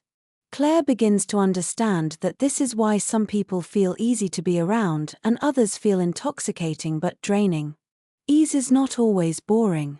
Sometimes ease is the body recognizing safety before the mind has learned to trust it. Sometimes what does not produce fireworks produces peace. Sometimes what does not activate the wound is exactly what nourishes the woman. This is the deeper re-education. To learn that attraction is not only about what pulls me, it is also about what steadies me. And in the second half of life, that distinction becomes everything. Because by then, a woman has already spent enough time being dazzled by what could not hold her. She begins to want something else. Not a smaller life. Not a flatter one. But a life in which her aliveness does not depend on uncertainty. A love that does not require chronic interpretation. A future she does not have to beg into coherence. That is what effortless attraction means to me. It is the moment I stop trying to make myself irresistible and start becoming profoundly honest about what is truly worthy of my openness. And from that honesty, something remarkable happens. I no longer attract only what stimulates my wound. I begin to attract what can actually meet the woman I am becoming. Returning to the body, the senses, and the slower self. There comes a moment when a woman realizes she cannot think her way back to herself. She may understand everything intellectually. She may know the language of boundaries, attachment, self-worth, trauma, nervous systems, grief, feminine energy, emotional patterns. She may be able to explain her life with stunning clarity. She may know exactly why she chooses what she chooses, why certain men pull at old wounds, why overfunctioning has become second nature, why loneliness can hide inside a well-managed life. And still, after all that understanding, she may find herself alone in her kitchen at night, tired in a place knowledge cannot reach. Because some forms of disconnection are not solved by insight. They are solved by return. A woman like Claire in Chicago often lives for years from the neck up. She becomes brilliant at living in her mind because the mind is efficient.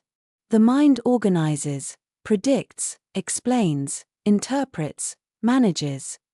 The mind can get a woman through divorce, through a difficult season of marriage, through career strain, through caregiving, through heartbreak, through the 1,000 invisible labors that make up an adult life. The mind is useful. Sometimes it is heroic. But the mind is not the whole woman. And when a woman lives in her mind for too long, something in the body begins to go quiet. Not because the body has stopped speaking, but because she has stopped listening in any sustained way. She notices it only in fragments. The tightness in the chest she calls stress. The heaviness in her limbs she calls exhaustion. The jaw that never unclenches. The stomach that contracts around certain people. The way pleasure has become thin. The way rest does not fully restore her. The way she can go through an entire day without once actually arriving inside her own experience. This is why the return to feminine energy must also become a return to the body. Not to the body as an object. Not to the body as a project. Not to the body as something to perfect, discipline, shrink, tone, or evaluate. But to the body as home. That distinction changes everything. For many women, the body has long been treated as a site of negotiation. How does it look? How is it aging? How is it performing? How much weight does it carry? How desirable is it? How efficient is it? How healthy is it? The body becomes measured, corrected, managed. Even self-care can become another performance of optimization. Another task to complete correctly. Another thing to get right. But the feminine does not return through control. It returns through contact. through inhabiting, through sensation, through the slow and sometimes humbling process of noticing what I actually feel before I turn it into a conclusion. Claire may begin with something as small as a walk along a familiar street near her apartment, but this time without music, without a podcast, without using the walk to think harder about her life.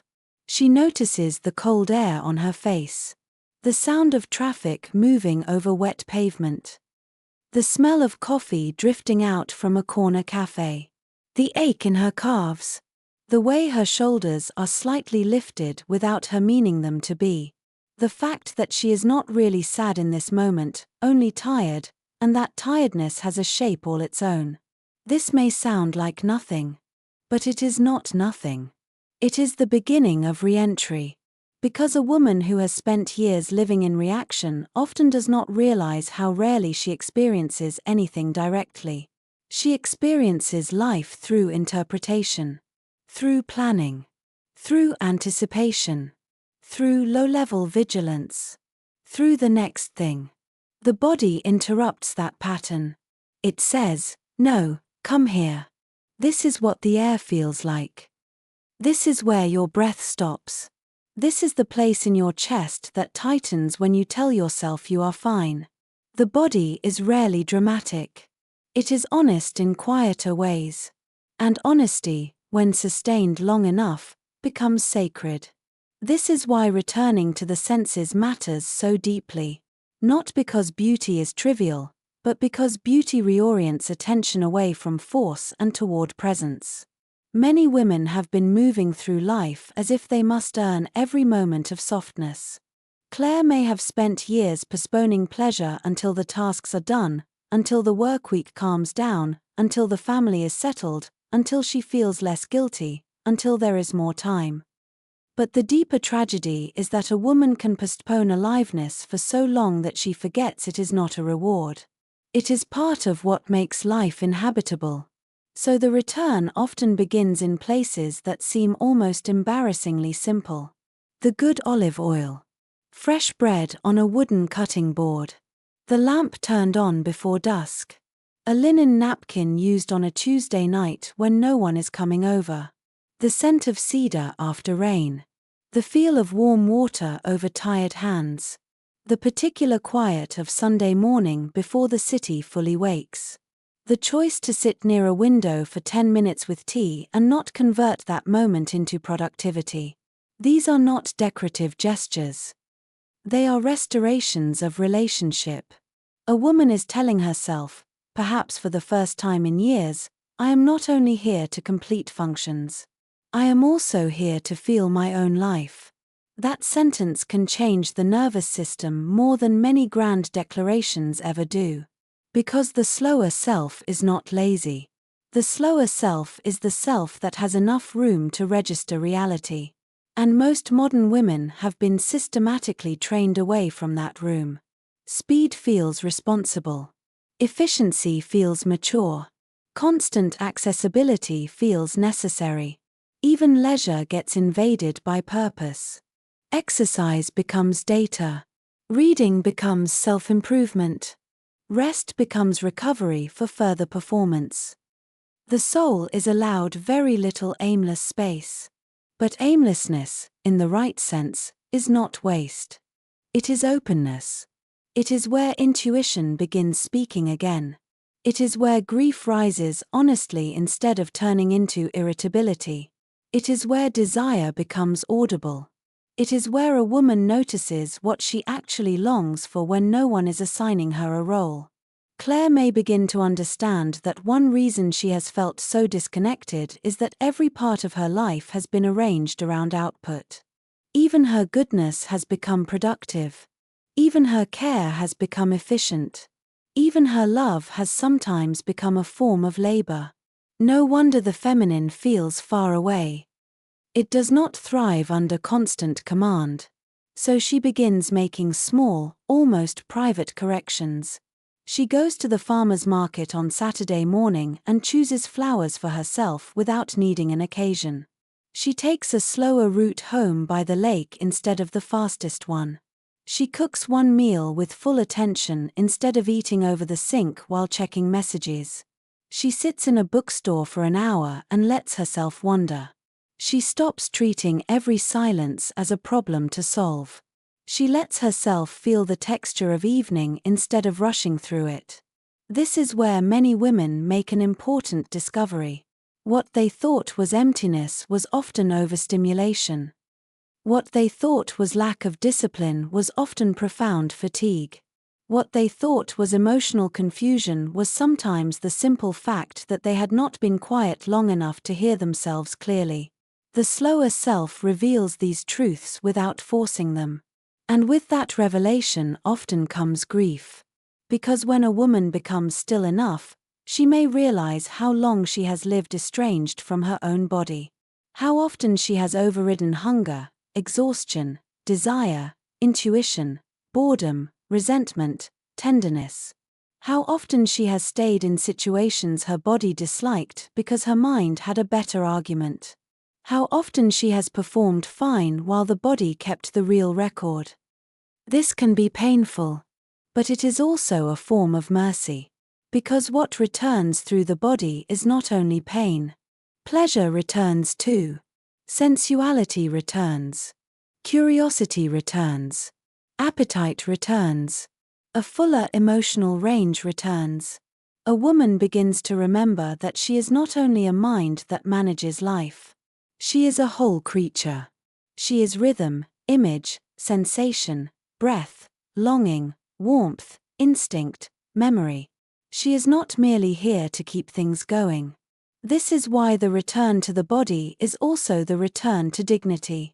A woman who is back inside herself becomes less available for what deadens her.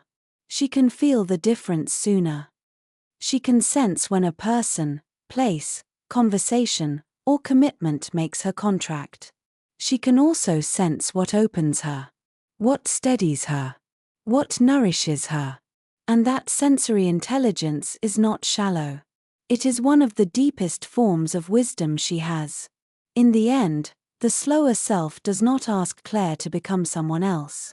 It asks her to stop rushing past the woman she already is. To stop treating her own aliveness as optional. To stop postponing intimacy with herself until every outer demand has been satisfied. And perhaps that is the real return. Not to a perfected feminine ideal, but to a life in which I can once again feel the softness of my own presence from the inside. Emotional standards, the quiet power of no longer begging. There is a form of dignity that arrives very quietly in a woman's life. It does not announce itself with a dramatic exit, a speech, or some sudden transformation that everyone around her can see.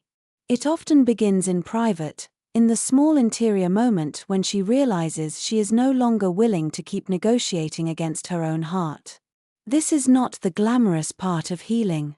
It is not the part people celebrate on social media. It is not even the part that looks powerful from the outside. It is the quieter power of no longer begging. And I do not only mean begging with words. I mean the more refined forms women often use because they have been taught to make even their hunger look graceful. Begging through over-understanding. Begging through patience that has turned against the self. Begging through emotional generosity in places where reciprocity never truly arrives.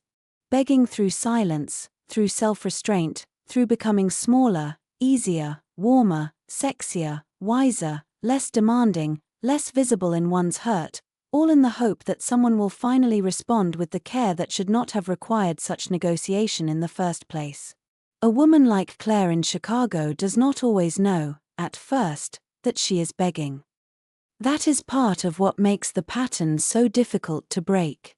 Because she does not recognize herself as someone pleading for love. She sees herself as thoughtful, discerning, patient, emotionally mature. She tells herself she is giving something room. She is not overreacting. She is not making assumptions. She is trying to stay open. She is trying to let another person be human. She is trying not to punish imperfection. All of that sounds noble. Sometimes it even is. But there comes a point when nobility becomes camouflage. A point when emotional maturity starts disguising emotional starvation. A point when staying open is no longer generosity but self-betrayal. This is the threshold where emotional standards are born. Not as rules. Not as performance. Not as a hardening of the heart. But as an awakening in the soul. A woman begins to understand that love cannot be measured only by how deeply she feels. It must also be measured by what it permits her to remain. Does she remain whole inside it? Does she remain honest? Does she remain in contact with her own body, her own intuition, her own dignity? Or does she slowly become strategic, anxious, self-editing, exhausted from carrying what should have been shared? This is the question that changes everything. Because many women have been taught to evaluate relationships almost entirely through longing. If I care enough, if I feel enough, if I can imagine enough depth, perhaps that is evidence that this matters. But longing is not always a trustworthy measure. Longing can be holy, yes. It can also be old. It can belong more to the wound than to the reality in front of me. Emotional standards begin when I stop asking only, how much do I want this? And begin asking, what is this asking me to become in order to stay? That question is sobering. Because sometimes the answer is devastatingly clear. To stay here, I must become less honest. Less sensitive. Less direct. Less alive to what hurts. More accommodating of ambiguity. More available to crumbs. More willing to call uncertainty a season, inconsistency a struggle, distance a communication issue, emotional neglect a complexity I should be evolved enough to understand. There is a grief in seeing this clearly. Because once a woman sees it, she cannot entirely unsee it. She can still choose to stay, of course. Women do, every day. In marriages that have become emotionally skeletal. In dating situations that run on charm and vagueness. In friendships where they are the emotional center but never truly held. In family roles that ask them to keep absorbing what no one else wants to feel. But once she sees the cost, staying no longer feels innocent. It feels like a decision against something sacred in herself. That is where emotional standards stop being an abstract ideal and become a living necessity. Claire may first encounter this not in some dramatic romantic collapse, but in an ordinary evening. Maybe she is sitting on her couch after another interaction that has left her slightly hollow, replaying a conversation she keeps trying to make more meaningful than it was. Maybe she feels that familiar temptation to explain again, soften again, offer one more generous interpretation. And then, in a rare moment of inward honesty, something in her simply says, no. Not no as punishment. Not no as anger. No as recognition. No, I cannot keep doing this to myself. No, I cannot keep asking my nervous system to survive on uncertainty and call it connection. No, I cannot keep translating my own disappointment into endless understanding. No, I cannot keep offering tenderness where there is no real capacity to receive it. That no is not cruelty. It is self-respect becoming audible. And self-respect, in a woman who has spent years making room for everyone else, often sounds almost shocking at first. It can feel unnatural. It can feel selfish. It can feel too final, too cold, too firm. But often that discomfort is not a sign that the boundary is wrong. It is a sign that she is unused to choosing herself before the collapse. This matters especially for women in quiet marriages, the kind that rarely make headlines in anyone's emotional life. The marriage where no one is openly vicious, but intimacy has thinned into logistics. The partnership where the mortgage is paid, the holidays are managed, the children are raised, the routines are maintained, and yet the woman has gone years without feeling deeply met. In these marriages, begging often becomes exquisitely subtle. It may look like asking for closeness in gentler and gentler ways. Creating atmosphere. Trying not to ask too much. Being endlessly understanding of stress, distraction, fatigue, emotional limitation. Hoping that if she can remain warm enough, low pressure enough, lovable enough, the relationship will one day open back up. Sometimes it does. Often, it does not. And the woman slowly disappears inside her own patience. Emotional standards do not always require a woman to leave. But they do require her to stop lying. To stop pretending that functioning is intimacy. To stop calling emotional loneliness just a busy season when the season has lasted years. To stop bargaining with her own deprivation because making a change would disturb the structure of her life. This is why emotional standards are not just about romance. They are about reality. They are about whether I am willing to let truth become more important than maintaining a familiar arrangement. And truth, when it finally speaks, is rarely flashy. It says simple things. This is not enough for me. This leaves me hungry in ways I can no longer deny. I do not want to spend another year begging in elegant language. I do not want to be half-loved and call myself grateful. I do not want to remain in places where my deepest tenderness has to become negotiable. These sentences may not sound dramatic, but they can alter a woman's life from the inside out. Because when she begins to live by them, she stops over-explaining, stops over-offering, stops over-waiting. She begins to observe more and perform less. She lets patterns reveal themselves without rushing to rescue them. She allows a person's limitations to belong to them instead of converting those limitations into a project for her compassion. This does not make her less loving. It makes her love less self-erasing. That distinction is crucial. Many women fear that if they stop begging, they will become hard, ungenerous, impossible, closed. But what often happens is the opposite. When a woman stops wasting enormous amounts of life force on misalignment, she becomes softer where softness is safe. More playful. More sensual. More rested. More honest. More available to joy. She does not become closed. She becomes discerning. And discernment is one of the purest forms of feminine intelligence. Because it is not rooted in fear. It is rooted in reverence. Reverence for her own inner life. Reverence for the body that has carried so much. Reverence for the years she has already spent trying to make less feel like enough. Reverence for the truth that her soul was not made to survive on scraps and call that maturity. Claire begins to understand that the quiet power of no longer begging is not really about other people at all. It is about the restoration of self-trust. The moment when a woman can finally disappoint the fantasy instead of disappointing herself. The moment when she can let a person remain inconsistent without volunteering to become the bridge between who they are and who she hopes they might become. The moment when she can say, with sorrow but without collapse, "This does not nourish me," and mean it. That is not weakness. That is the beginning of a different life. A life in which love is no longer measured by how much she can endure. A life in which longing no longer outranks truth. A life in which she does not have to beg, not because she no longer needs love, but because she has finally remembered that love which requires begging has already told her what it is.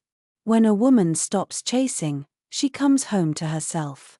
There is a strange emptiness that appears when a woman stops chasing. No one warns her about that part. They talk about peace. They talk about freedom. They talk about self-respect, boundaries, discernment, healing. But very few people speak honestly about the silence that comes first. The silence after the reaching stops. The silence after the overthinking loosens its grip. The silence after I stop checking, adjusting, hoping, preparing, explaining, softening, proving. For a while, that silence can feel less like relief and more like withdrawal. Because when chasing has been a rhythm for years, sometimes decades, Stopping it does not immediately feel like power. It feels unfamiliar. And what is unfamiliar often feels lonely before it feels like home. A woman like Claire in Chicago may discover this in the smallest ways. She stops sending the second message. She stops volunteering one more emotional explanation to someone who has already shown her the shape of his limitations. She stops arranging her inner life around whether someone else is present, warm, available, responsive. She stops using hope as a bridge across obvious distance. She stops trying to earn clarity from people committed to confusion. And then what? Then comes the part no one glamorizes. She meets herself. Not the polished self. Not the socially functioning self. Not the capable woman other people praise. She meets the self who has been waiting underneath all the movement. The self who is tired. The self who is grieving. The self who is not asking, how do I get him to understand me, but something far more intimate and difficult, how long have I been leaving myself here? That question can break a woman open. Because once the chase stops, all the feelings it was covering begin to rise. The grief of being half-loved. The humiliation of trying too hard in places that could never nourish her. The loneliness she called independence. The exhaustion she called maturity. The silent anger at how much of her tenderness was spent trying to create warmth where there was no true capacity to hold it. And beneath all of that, perhaps the deepest sorrow of all, I gave too much of my life trying to arrive somewhere I could never actually rest. This is why coming home to myself is not a pretty phrase. It is a reckoning. It is the slow, often painful return to the rooms inside me I have neglected while trying to be chosen outside of me. It is learning to sit in my own company without turning that company into a waiting room. It is discovering that when I am no longer consumed by pursuit, there is a whole interior world I have not fully inhabited in years. Claire begins to feel this in the evenings first. The apartment is quiet.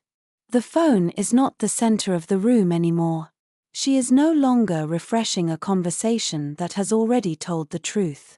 No longer listening for emotional footsteps that may or may not come toward her. At first, the quiet feels merciless. It does not flatter her.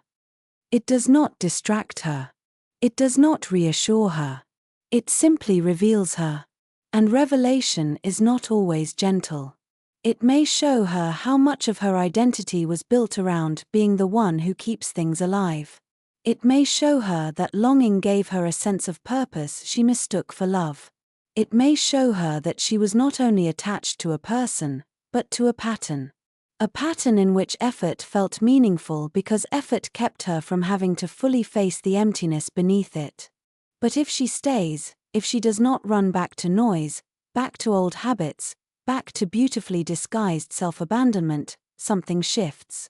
The quiet changes texture. It stops feeling like absence.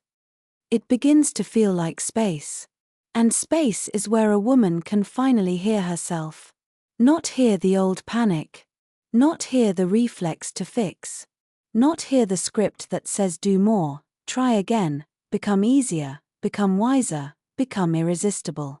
But hear the quieter truths that chasing kept drowning out. I am tired in a deeper way than I admitted. I miss myself. I have built a life that functions, but some part of me has not fully lived inside it. I want something gentler than constant emotional labor. I want to stop calling survival by prettier names. These truths do not arrive with fireworks. They arrive the way evening enters a room. Gradually, then all at once. And from there, homecoming begins. Not triumphantly. Not as a reinvention. Not as a before and after story the world can easily applaud. Homecoming is quieter than that.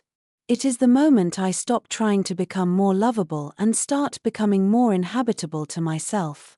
It is the moment I care less about whether I am being chosen and more about whether I am living in a way that keeps me close to my own spirit.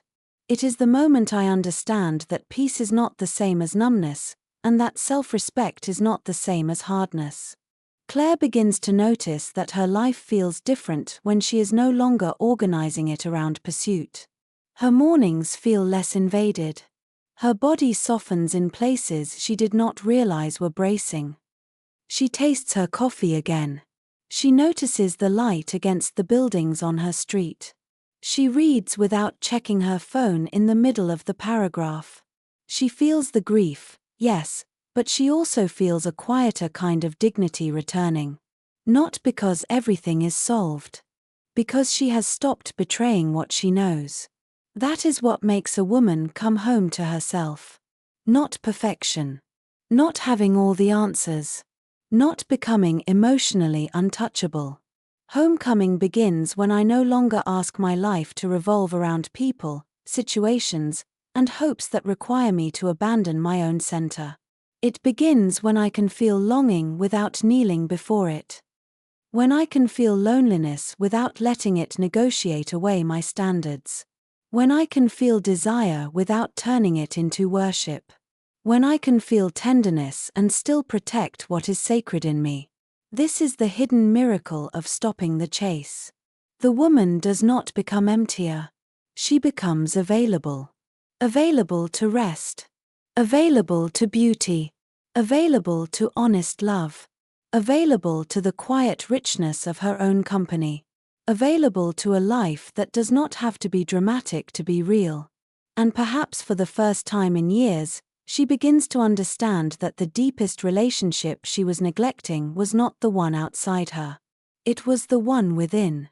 The relationship with her own body. Her own intuition. Her own sadness. Her own desire. Her own joy. Her own limits. Her own truth. That is why stopping the chase changes everything. Not because it guarantees that the right person will appear on a perfect timeline, but because it ends the arrangement in which my worth must remain hostage to what another person does or does not give. It ends the era in which I confuse emotional struggle with emotional depth. It ends the belief that I must prove my value by enduring what quietly drains the life from me. Claire may still love again. She may still hope. She may still ache. She may still have nights when the old loneliness visits. But something essential is different now. She is no longer disappearing inside that ache. She is no longer building an altar to uncertainty. She is no longer asking scraps to become sacred just because she wanted them so badly. She is learning a more difficult, more beautiful devotion. Devotion to what is true. Devotion to what nourishes. Devotion to the self she can no longer afford to abandon. And in that devotion, a woman does not become colder. She becomes clearer. She becomes steadier. She becomes quieter in the way deep water is quiet. She becomes someone who can finally live inside her own life instead of circling around it through other people. That is the return. That is the real feminine power. That is the homecoming no one can give her and no one can take away. You're not broken. You're just in the middle. A small question before you go. When love feels uncertain, what do you tend to do first? A. I move closer and try harder to hold the connection together. B. I get quiet and start returning to myself. Comment A or B below. And if you have your own view on this, or if part of this story felt painfully familiar, share your thoughts in the comments so other women can read them too. Your voice may say something another woman has needed to hear for years. And if this kind of quiet, honest conversation speaks to you, subscribe to the channel to support it and help me keep making more of these deeper stories.